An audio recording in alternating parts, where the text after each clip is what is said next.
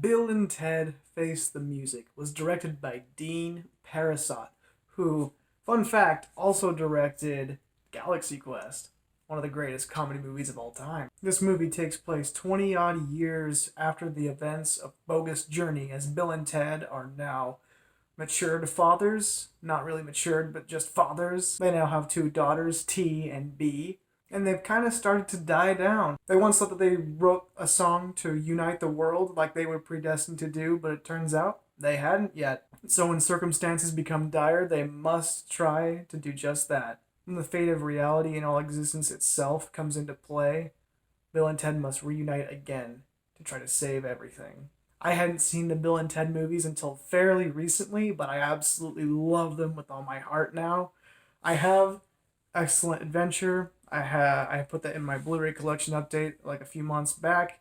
I really want to get Bogus Journey, but it's really expensive right now. I really hope they re-release that soon. But as long as I've been watching these movies, I have enjoyed every single one of them. This is an amazing movie. But this movie is very different from the previous two. This movie takes both elements that made Excellent Adventure and Bogus Journey great. They're all very complete different films. It takes the best of both of those two films originally and injects it with heart. This is the most heartfelt out of all of the Bill and Ted movies. This movie basically does what The Last Crusade did for Indiana Jones for Bill and Ted. Really happy to report that. This is actually my favorite out of all three of them. Even though I still think Raiders of the Lost Ark is my favorite of the Indiana Jones, but that's beside the point. Seeing the two actors of Keanu Reeves and Alex Winter reunite after such a long hiatus on a Bill and Ted movie was such a pleasant feeling. They are both giving their roles 100% their all, as they always have. And you can totally tell that they're having fun. The thing I like the most about Bill and Ted as characters is that Keanu Reeves and Alex Winter are having the best time of their lives playing these characters. This is the movie that gives them the most emotion, though, out of all of them, I feel. Probably the most emotional dilemma that the two previous films had is in the first film when Ted is being pressured to possibly go into the military. Well, this movie completely elevates, it's much more emotional than that. This movie gives our best look at Elizabeth and Joanna as characters as well. It really explores the marital relationships between Bill and Ted and Elizabeth and Joanna. I love that about it. As well as the father and daughter dynamic between Bill and T and Ted and B. It's so hard to say. T and B are essentially just gender flipped younger versions of Bill and Ted. I feel like there may be a byproduct of studio meddling in a sense, but not really a bad one.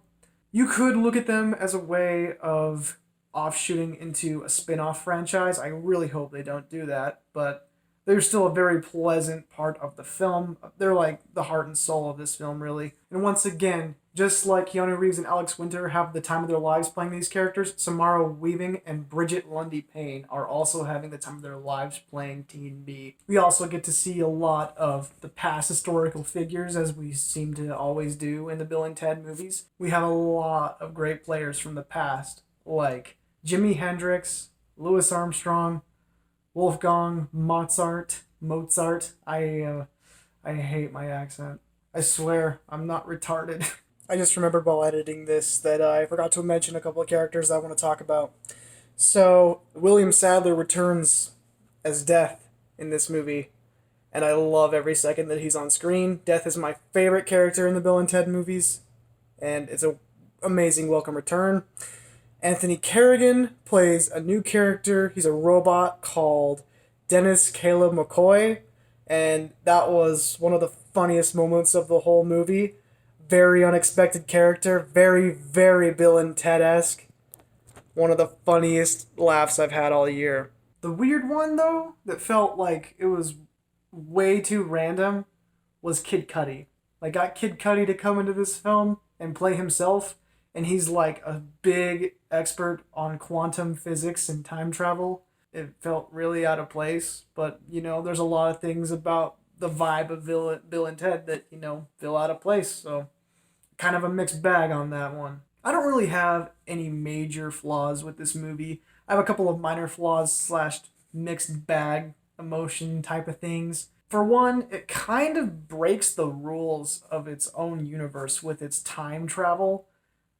In the past films, it's like a very simple, straightforward version of time travel, but in this film, it kind of introduces the ideas of multiple reality time travel, kind of like Avengers Endgame or even Rick and Morty to an extent, kind of a mix between that, and it also incorporates the same time travel elements of the two previous films. So it's kind of hard to wrap your head around.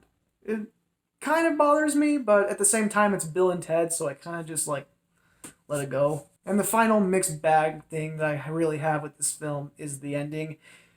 The ending is really abrupt. You reach the climax of the film, which is awesome, by the way, and then it immediately ends. There's no falling action, there's no real closure.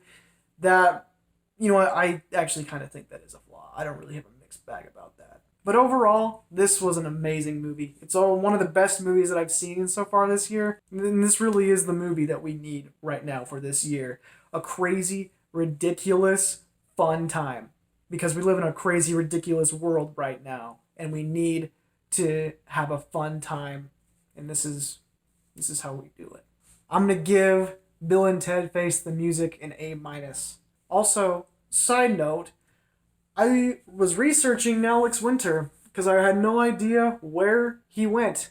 Where did he go? We haven't seen him in years. Well, apparently, he's actually done some directing jobs that I had no idea that he did. For instance, he did both of the made-for-TV Ben 10 movies. And he also did Smosh the movie.